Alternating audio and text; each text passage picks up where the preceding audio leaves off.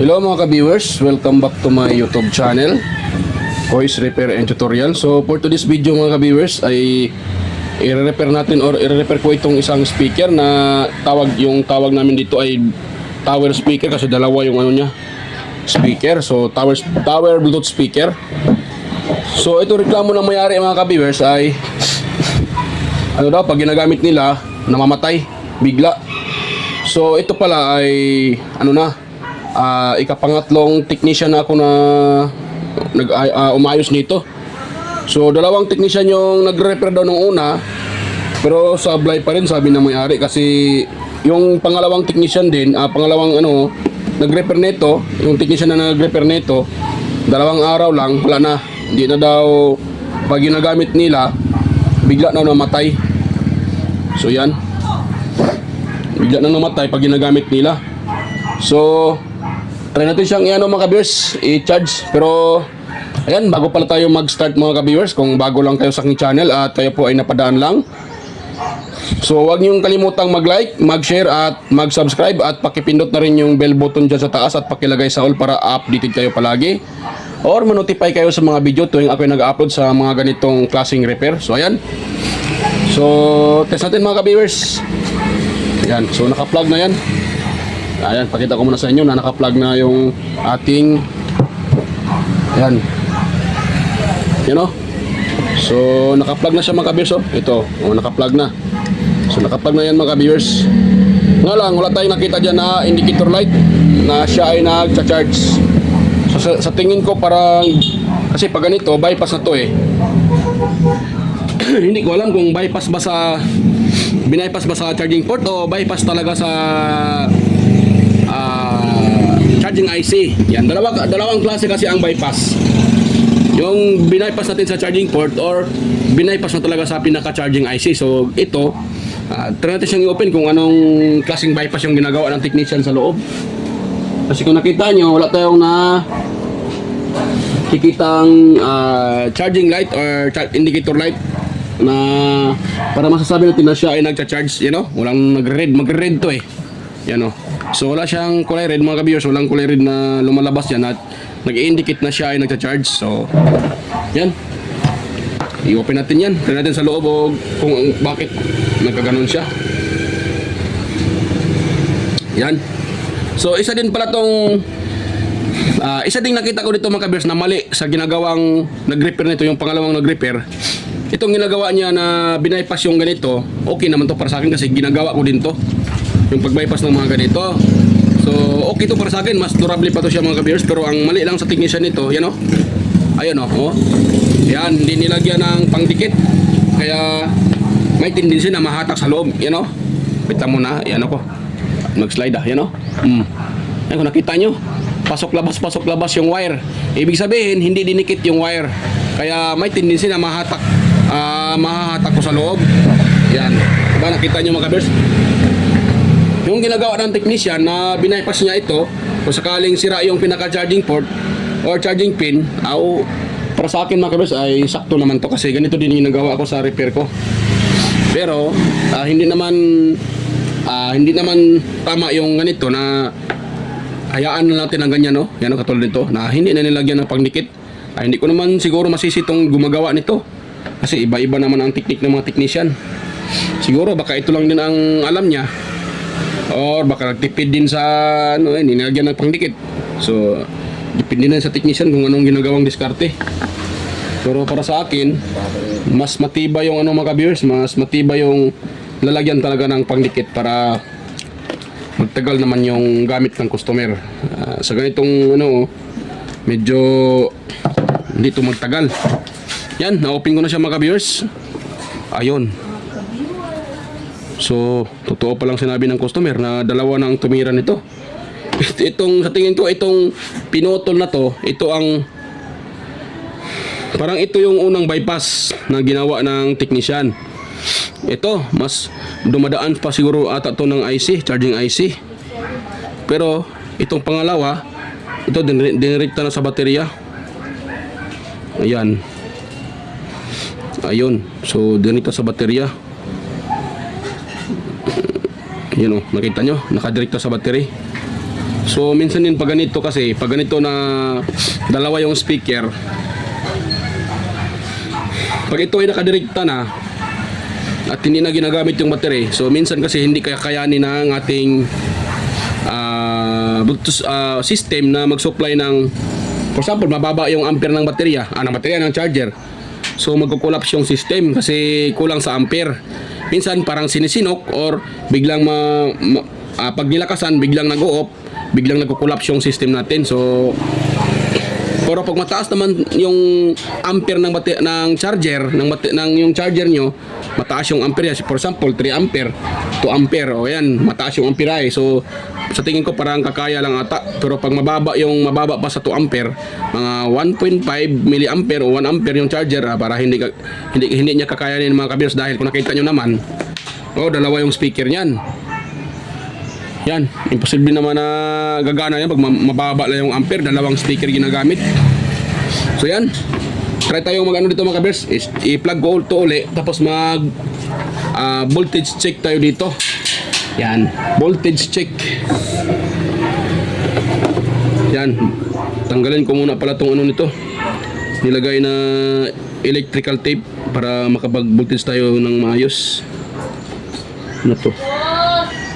Yan. Ayun. Yan mga ka-viewers.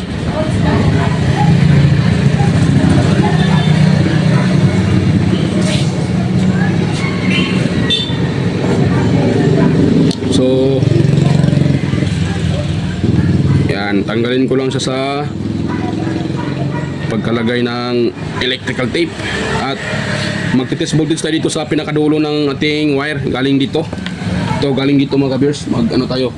Galing dito. Nahulog yung mga wait lang muna. Mga screw na tinatabi ko. Umikit sa aking kamay. Yun. So yan, baklasin ko muna to. So mas mainam talaga mga kabiyers pag magdirekta tayo, maglagay tayo ng kahit diode lang. Kasi pag direkta na talaga walang protection, nako, kawawa yung ating baterya. Mas okay naman, mas mainam mga kabiyers kung mayroon kayong yung binibenta na mga module na charging IC, charging module na 5 volts charging module, yung TP4056 charging module. Yun ang pinaka-the best mga kabiyers kung mayroon. Kasi para magtagal din yung ating battery. Kung sakaling wala naman kayo, ayan, pwede naman ganito, pero hindi siya hindi siya tatagal mga ka-viewers. Kasi kung sakaling 5 volts na higit yung ating charger, may tendency na masira yung yung ating pinaka baterya. Yan, grabe ang ingay ng motor, parang barko na. Yun. So ito, test natin itong pinaka-ano niya mga kabiyers, pinaka-output niya. Kung mayroon ba tayong mariread dyan na, ayun, bongo. Ay, nakoy. Puro pang cellphone. So yan mga kabiyers, try natin.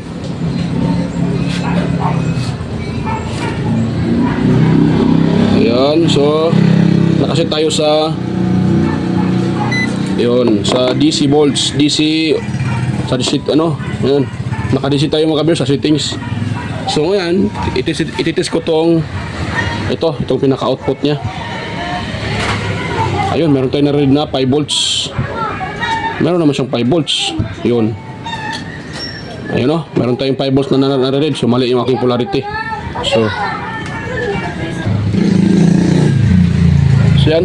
So makita nyo mga kabiyers, mayroon tayong 5 volts na nare-read. Ayan. Mali pa rin. Yan. So yun na yung kanyang Ayun. So may 5 volts. Ayun, 5.28 yung nare-read natin. Ngayon, bakit siya hindi nag-on, namamatay? Sa tingin ko mga kabiyers, may problema ng nito, baterya. Kasi mayroon naman tayong nakuha dito na 5 volts, ibig sabihin good yung ating pinaka power cord, yung USB cord. So good siya. Ayun ang problema nito dito siguro.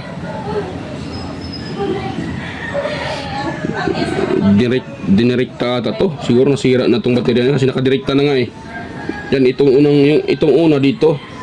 So try ko daw to dito siyang yan mga viewers. Try ko daw tong ibalik ko sa kanyang ito, yung unang nag-repair nito. Ano kita nyo yan o? Tanggalin ko muna sa saksakan para hindi masira yung andyan natin. Yan o. So itong pinutol na to, tingin ko parang ito ang yung unang gumawa, ito ang ginagawa. Sa pangalawa, ito na, dinirekta na dito sa pinaka-battery. Yan. So ang gawin ko naman ngayon, yan. Try ko siya mga ibalik sa unang setup. Ito ko i-join yung pinaka-battery. Itong pinakadulo ng ating USB cord. Yan. Tingin ko pa dumadaan pa to ng ito dumadaan to ng charging IC. Kung nakira na siguro yung charging IC, patay. Yan ang problema. Pag sira na ang charging IC nito. So wala naman akong dito. Wala akong charging module, yung TP4056 charging module. So tanungin ko muna yung may-ari kung gusto pa niya na ito ay hindi na lang gawing chargeable, direkta na lang. Nga lang, kailangan nito matataas na ampere yung baterya para mag-charge sa mga ka-viewers.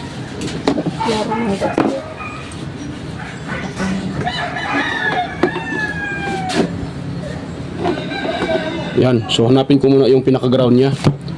Kasi baka magkamali tayo dyan sa pag-tap. Kung okay pa yung pinaka-charging IC, masasira yan mga ka-viewers. Nandito tayo. Lagyan natin sa buzzer. Yun. Dahil naka-buzzer yan, itong wire na to, hanapin ko saan dito ang ground. Ito muna ang blue. Ayan. So sa blue, nagbabuzzer siya. Dito sa kabila, nagbabuzzer. So shorted, may shorted sa loob. Shorted mga viewers yung niya. Kaya siguro to siya, nagluloko yung kanyang kasi shorted siya. Dito shorted din sa kabila. Dalawang wire shorted. Yan shorted Uy. Saan ka ito tinatap ng nag-repair nito? Bakit shorted yung input? Nakaguwang na. Bakit shorted to? Naka-shorted yung pinaka niya. Nako, baka itong IC shorted siya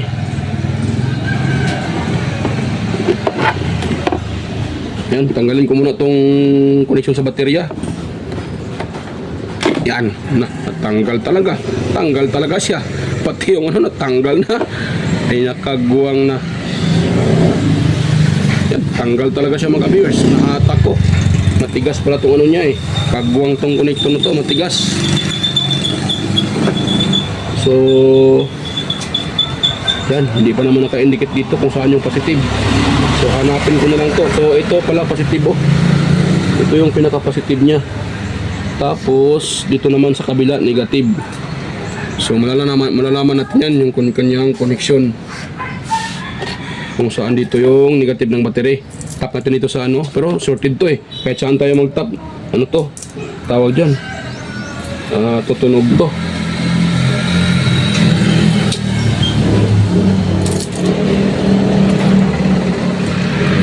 Tambal ito yung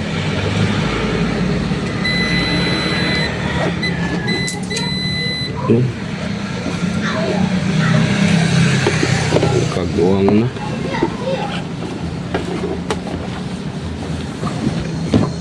Nahatak ko pa talaga. Nasa pinamalo. Buday pa. Ako may jutay? Yun, siya dito wala. Wala siya dito. Dito mo tunog. Wala kita yung charge. Yung aking yan. So wala dito. Ngayon dito tayo sa kabila.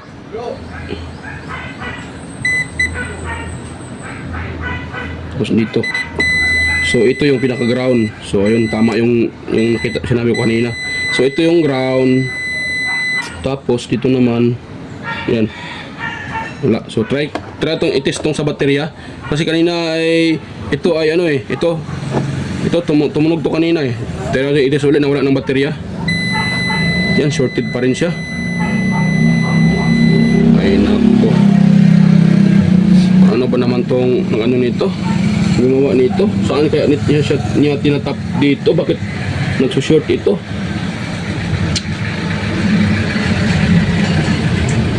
Saan kaya ito nagtatap? Ano? Nilagyan pa naman ng ano. Dito nilagyan ng nung unang gumamit ata siya na gumamit siya ng ano. Gumamit siya ng tawag dyan, glue stick. Dinikit niya yung wire para ata siguro hindi matanggal.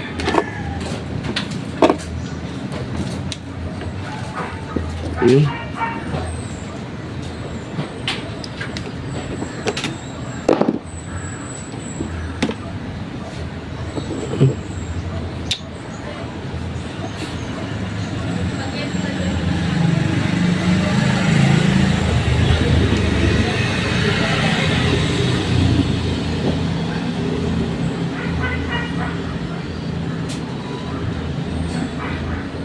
Yan.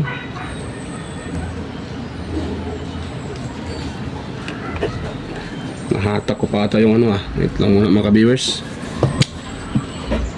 Marami na akong nahatak.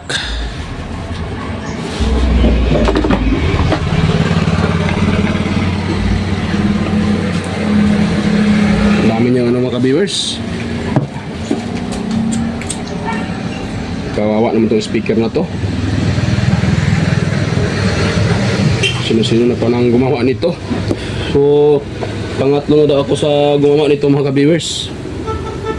Try natin kung magawa natin to. Kung sakaling hindi na. Hirap pa naman ayusin yung pagaling sa ibang technician. Kasi, hindi natin alam kung paano nila tawag dyan. Ginamitan lang ng pinagbabawal na technique. So medyo mahirap talaga i-repair pag galing sa ibang technician. Yun.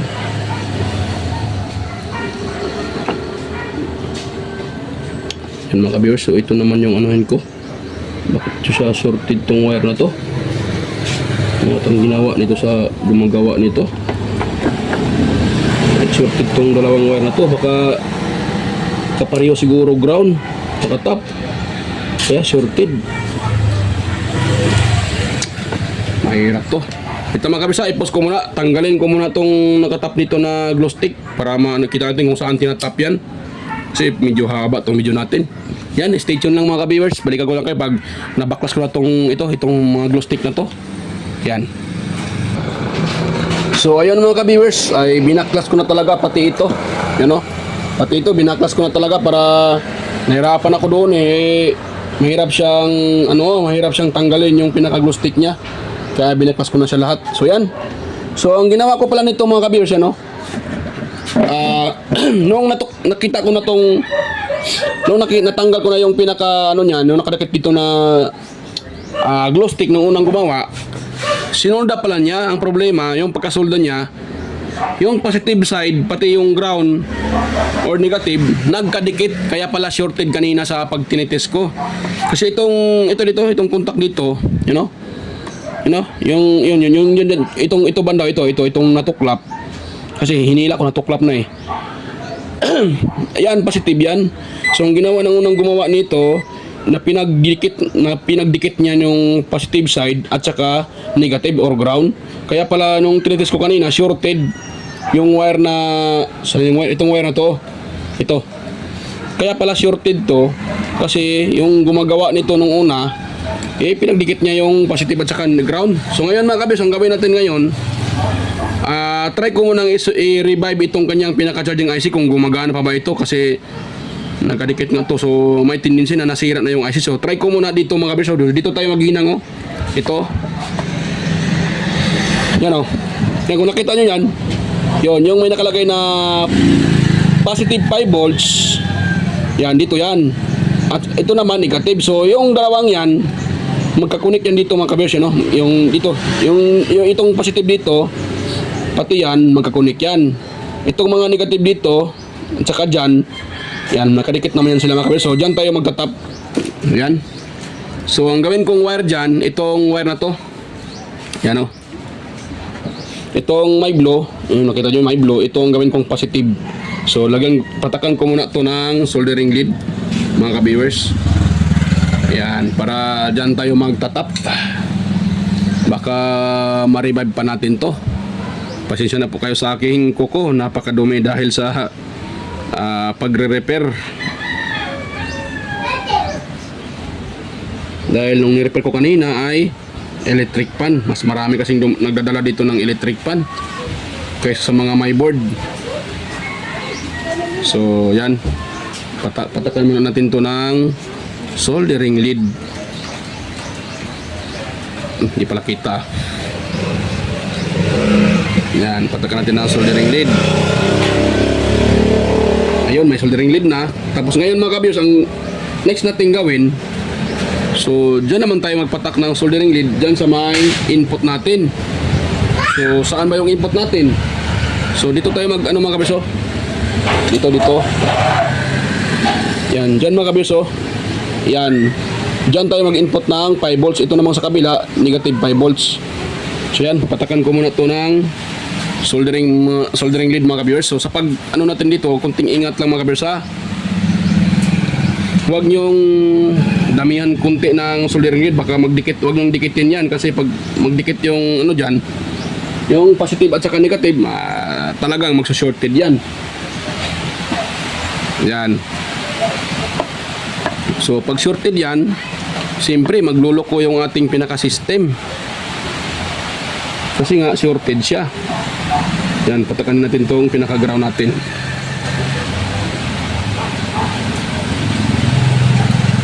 Yan, so hindi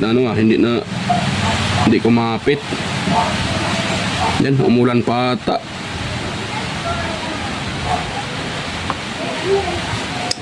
Ayang kumapit mga ka-viewers. Ba't niya ayang kumapit? So dahil ayaw niyang kumapit, wala tayong magawa dyan. Dito tayo magtatap sa kabila. Ito, ground din to dito eh. So dito tayo magtatap ng ground. Alangan pilitin natin siya. Ayaw pa rin dumikit dito.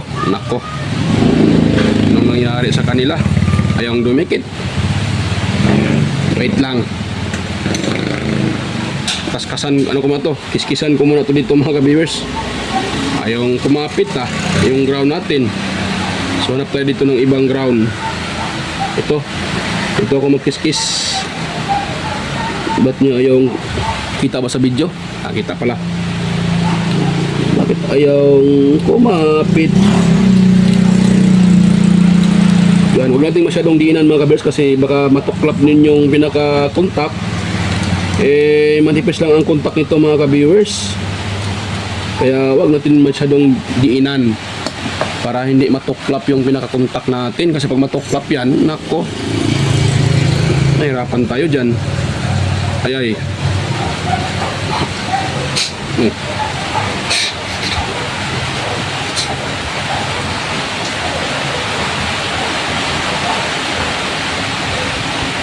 Yan, hirapan. Hirap niyang ihinang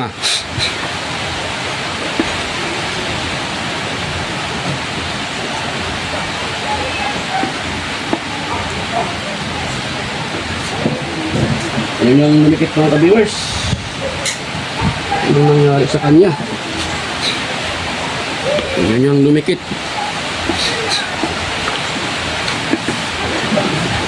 Hirap pa naman yung hinangan.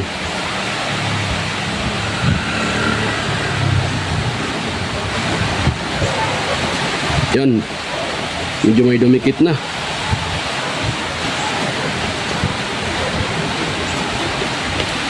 May dumikit nga. Dumikit naman yung nagkaano ata yung ginawa ko. Wait. Ang mga ka-viewers, tingnan ko muna kung nagkadikit sila. Yan, i-test ko muna siya. Baka naman nagkadikit yung dalawang yan. Nako. Hindi pwede. Pag magkadikit yung dalawang yan. Nawala yung ilaw. Yan. Ayun. So, try ko muna testirin tong dalawang to. Kung nagkadikit pa to. Yan ating tester. Hindi pa kita. Kagwang na. Yan. So, testerin ko muna siya kung nagdikit ba. Yan, nagdikit nga mga ka-viewers. Kagwang na. Shorted pa rin pala siya. So, hindi ko pala totally na ano yun, na nagdikit pa rin pala siya. Kagwang na. Yun. So ayan mga ka-viewers, dahil shorted siya mga ka-viewers, ang gagawin ko dito mga ka-viewers, ito nagtap ako dyan ng wire. So pasensya kung hindi ko naipakita sa inyo. So nagtap ako dyan ng dalawang wire. Ito ngayon, itong input na 5 volts input ko dyan. So, tapos hahanapin ko yung saan yung umiinit para mahanap ko yung shorted. Kasi naduda ako dyan sa kanyang charging IC. So, try natin siyang kapain. Kung iinit siya, kung iinit talaga, shorted talaga yan. Yan. So, yan. Ini-inputan ko lang siya ng 5 volts input. Yan. Ayan. So, dahil naka-input na yung dalawang wire na yan. Yan. So, kakapain natin dito sa kanyang IC. Itong maliit na IC na to. Yan, mainit siya mga ka-viewers. Ito. Umiinit siya, yan o, yan o. Itong wire na yan o. Yan, yan o, ito. Ay, wire, ito. Yung IC na yan, umiinit yan. Yan o. Oo, napakainit niya o. Yan o, umiinit siya. So, tatanggalan ko lang na yan sandali mga ka-viewers. Yun, tinanggal ko muna yung input na 5 volts. So, patakan ko lang yan ng soldering lead. At saka, tatanggalin natin yan mga ka-viewers. Dahil shorted siya. So, kailangan natin siyang tanggalin.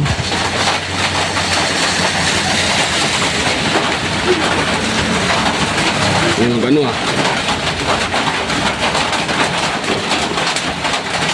hirap na tanggalin mga ka-viewers dahil malapit sa may switch, mga power switch nakalagay. Yan, tapos dito din sa kabilang pa. Yan. Kasi hindi tayo makapag-ano nito pag hindi ito siya tatanggalin. Hindi talaga ito magcha-charge. Kasi andito pa yung shorted. Hindi magkakarga yung baterya. Dahil ang tawag dyan, shorted siya.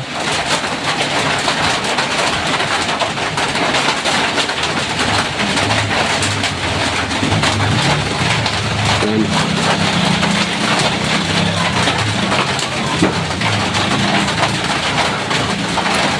Yan, tanggal na siya mga ka-viewers.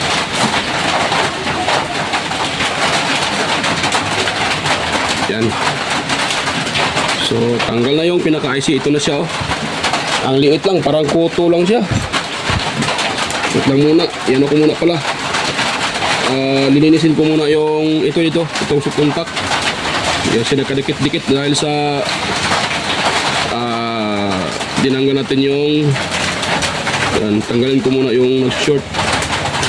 Ayun. Ayun. So, tanggal na yung pinaka-IC dito mga ka-viewers. Wala nang IC dyan. At tanggal na din yung nagkadikit-dikit na wire. So yan, try ko muna siyang try natin i-test kung may shorted pa ba siya mga ka-viewers.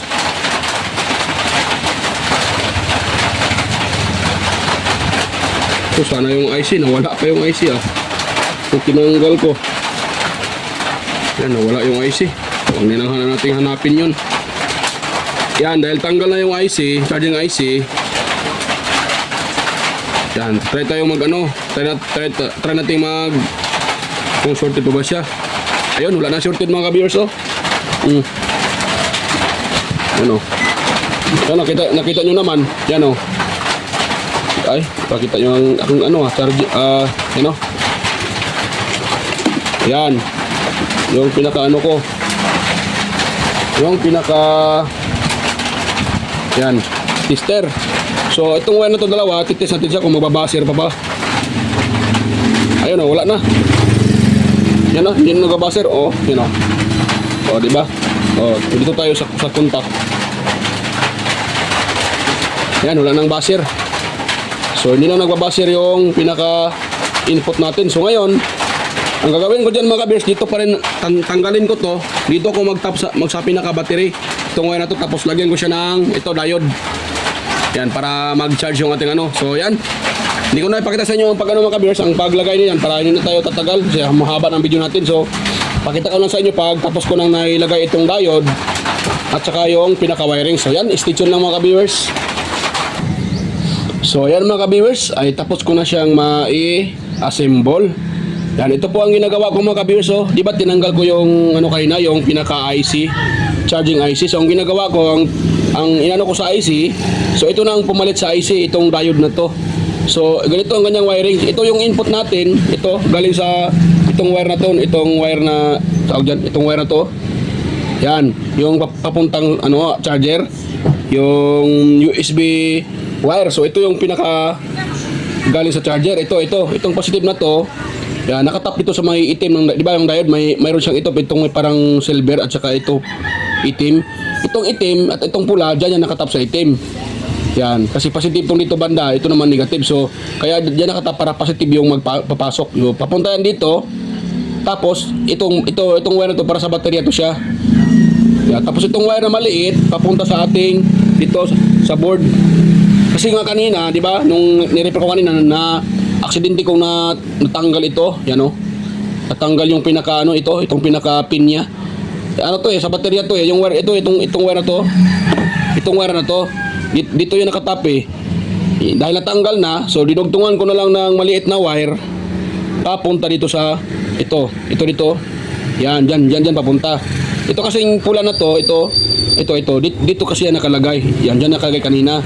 So, yan ang nangyari. Tapos dito naman mga ka-viewers, itong ating ground or negative, yan, papunta din sa negative ng battery. At saka yung isa naman, papunta dito din sa board dito. Yan, dyan din papunta. Yung ground natin dito Dito, ito yung ground natin. So, yan. So, ganda na yung setup niya mga ka-viewers. So, ngayon, lagyan ko muna yan ng ano. Hindi ko muna siya tinakpan para makita nyo. So, ngayon, lagyan ko na ng ano yan para hindi yan magsa-short. So lagyan ko siya ng itong nilagay ko mga kabersa, hindi electrical tape yung nilagay ko. Ang nilagay ko ay ang tawag nito, masking tape.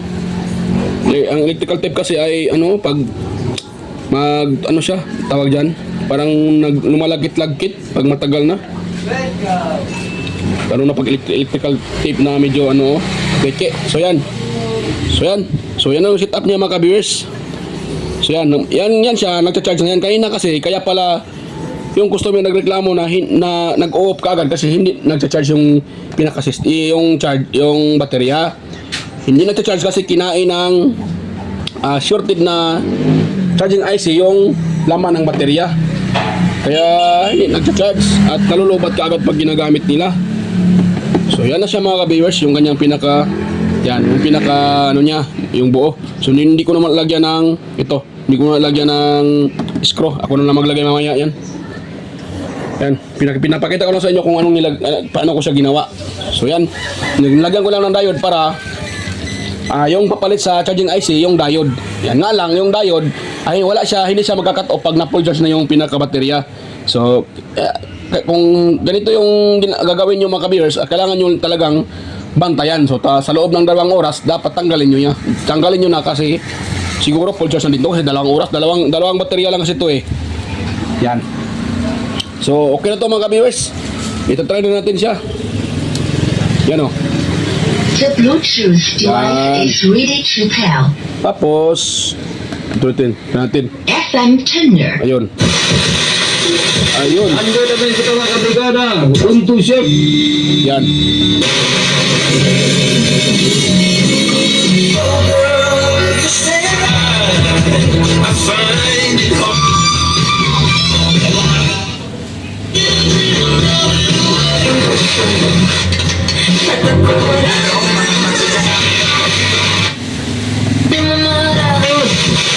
si Brad Twist. And streaming live. Yan. Sugod na mga ka-viewers, hindi na siya nalubat.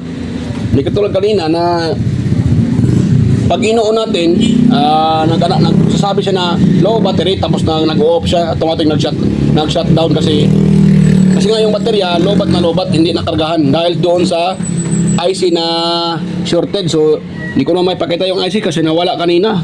Dito ko lang sana nilagay yun, kaso nawala eh. Maliit pa yun naman yung IC. So, yan. Nakita nyo naman kanina na tinanggal ko yung IC. Yan, nakita nyo naman yung sinusolda ko tapos tinanggal ko yung IC. So, yan. Okay na yan mga viewers. Yan. So, yan. Okay na yan siya. The Bluetooth device is ready to pair. Yan. Hindi na siya nag-collapse. Hindi katulad kanina na pag inoon natin, pag pinapa-sounds, na-pause pala. Yan. FM tuner. Yan. So, hindi katulad kanina mga ka-viewers.